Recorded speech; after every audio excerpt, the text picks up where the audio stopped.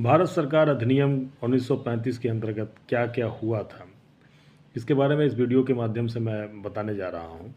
भारत सरकार अधिनियम में जो है इसमें कुल 321 अनुच्छेद थे, 10 अनुसूचियाँ थीं। यह आगे चल के भारत सरकार का जो भारतीय देश का जो संविधान है उसका आधार बना था। इसके मुख्य उपबंध निम्नलिखित थे। जैसे पहला क्या था, संघात्मक सरकार की स्थापना की गई थी, जिसे फेडरल गवर्नमेंट की स्थापना की गई थी, जिसे बाद में सेंट्रल गवर्नमेंट कहा गया।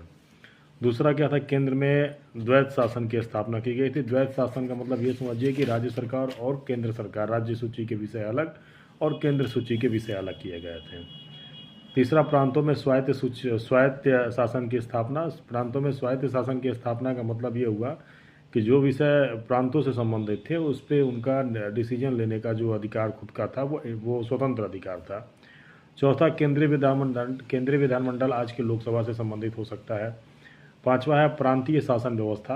प्रांतों में अपनी व्यवस्था होगी, जिससे विधानसभा टाइप की जो है वो प्रांतीय विधानसभा थी। प्रांतीय विधानमंडल की व्यवस्था की गई थी।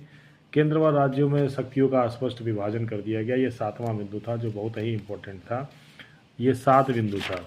और 8वां बिंदु था फेडरल न्यायालय की स्थापना, जिसको आप उच्चतम न्यायालय समझ सकते हैं। यह फेडरल न्यायालय की स्थापना की गई थी।